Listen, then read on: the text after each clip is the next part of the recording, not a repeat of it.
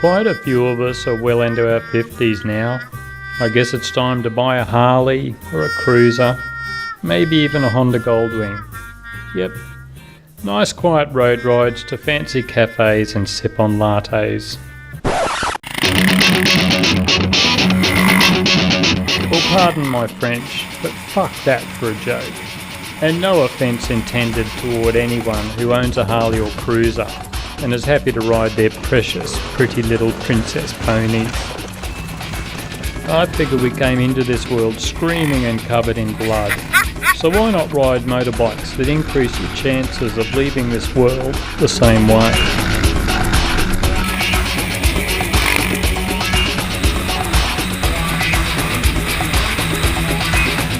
Who wants to be the Homer Simpson or Ned Flanders of the motorbike world when you can be Duffman? For cruiser riders, getting a little action simply means you don't need to eat any fibre today. And Harley riders, they're only cautioned to slow down by the doctor, never the cops.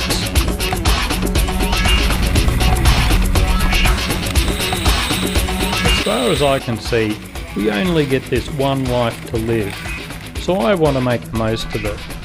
The only thing that comes to he who waits is old age. So I figure, get on your bike as much as you can and ride as if you only have the one life to live. Even if Islam or Christianity are true, there's no evidence for motorbikes in the afterlife. Personally, I only want to ride on tar if it's the only way to get to the next bit of dirt. And I want to feel the wind through my hair, or at least my nose hairs if I'm too bald.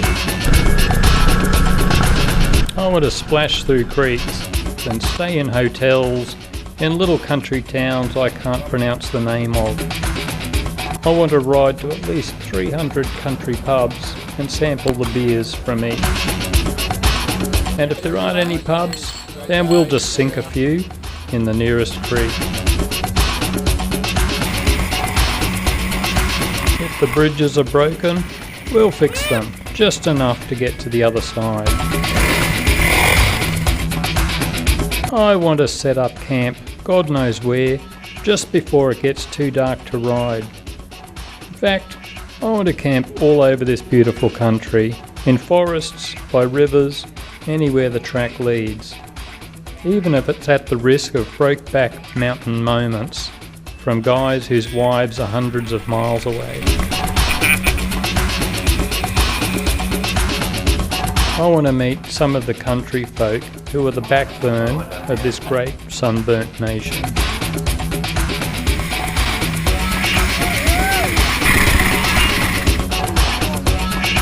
I want to jump in rivers so cold that our testicles won't descend again for 2 weeks. I want to get so lost that even the GPS gives up and dies in a puff of smoke. Where the fuck are we? Picture yourself on your deathbed. How many of us are going to say to ourselves, fuck it, I should have spent less time riding and more in the office? Why do we work so much instead of wringing all of the adventure out of life that we can? Do you need that much money to buy shit you don't really need? Encouraged by advertising to get happiness from having a fancier couch or more expensive rider mower than the neighbours?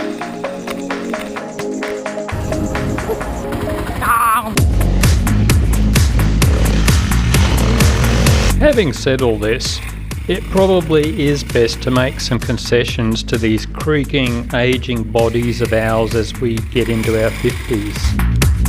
And the past few years have certainly shown a lot of us the old bones are more likely to break nowadays than bend. So, wheelies are kept to under 100 kilometres an hour as a rule now. And we've been looking at slower ways to have fun.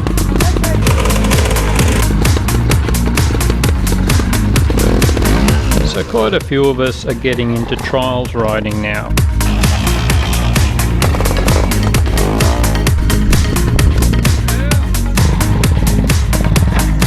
so that while we are riding a lot slower, there's just as much challenge and plenty of offs. Whoa! Right?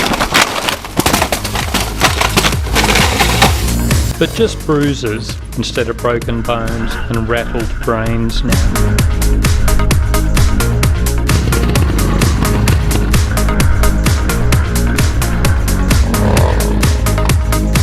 The other change a lot of us middle-aged guys are making now is cross-training. Applying trials riding techniques to our dirt riding.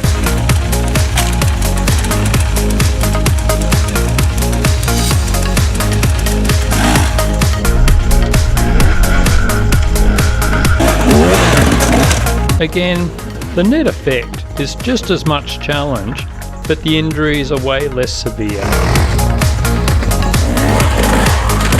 as we are mostly in first or second gear in technical terrain, focusing on balance and staying on the foot pegs instead of bashing our way through at speed like we used to.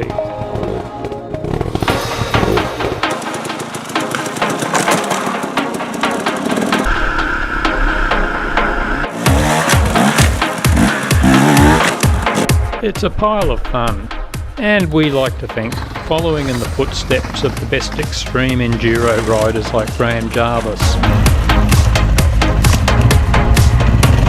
Although something tells me we may have left it a little bit late in life to get to his skill levels.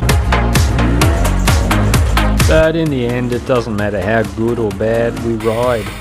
All we know is you'll meet some of the nicest girls and guys on the planet to ever give you the finger.